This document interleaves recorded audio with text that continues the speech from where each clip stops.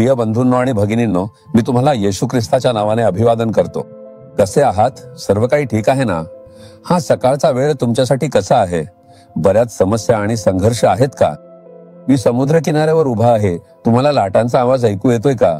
तुम्ही म्हणता का समस्या लाटांसारख्या सतत येत राहतात? लाटांसारख्या समस्या एकामागोमाग एक येतच राहतात. असंच होतंय का? घाबरू नका. प्रभूने या समुद्राला सीमा घातलेली नाही का? लाटा ती ओलांडू शकत नाहीत. देवाने घातलेल्या सीमेला ओलांडून कोणतीही समस्या तुम्हाला जिंकू शकत नाही. मग तुम्ही का घाबरता? घाबरू नका. बरं, तुम्ही विचार करत आहात की हा कोणता समुद्र आहे? हा लाल समुद्र आहे. बायबलमध्ये लाल समुद्राचा उल्लेख नाही का?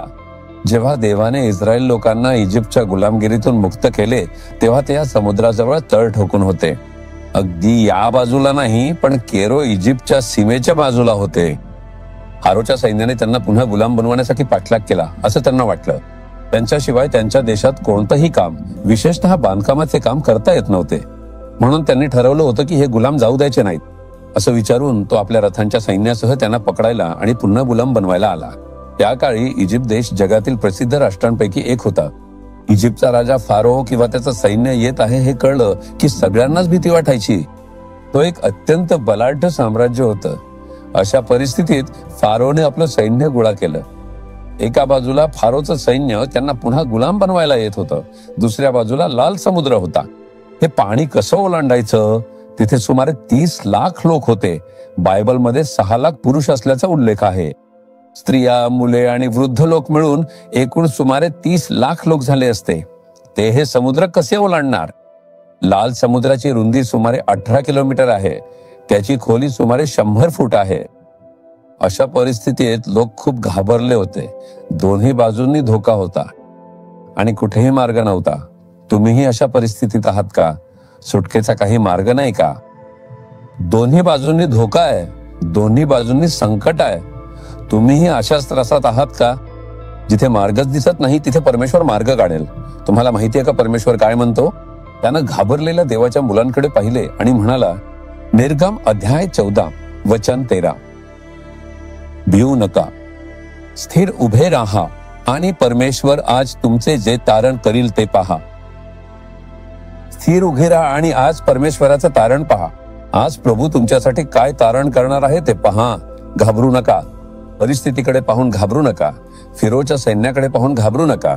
लाल समुद्राकडे पाहून घाबरू नका. स्थिर उभे राहा आणि प्रभू तुमच्यासाठी करत असलेला चमत्कार पहा. परमेश्वराचं वचन असे आले.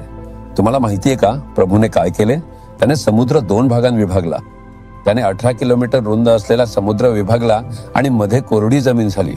जर तिथं पाणी साचले असते तर पाणी ओसरल्यानंतरही जमीन ओलसर राहिली असती, पण तसं काही झालं नाही. ती जमीन पूर्णपणे कोरडी झाली. हाच तो चमत्कार आहे. आपला प्रभू हा अलौकिक चमत्कार करणार आहे. आपण पाहतो की त्याने त्यांना समुद्राच्या मधून कोरड्या जमिनीवरून नेले आणि त्यांची सुटका केली. तोच देव तुमच्यासाठीही मार्ग उघडणार आहे.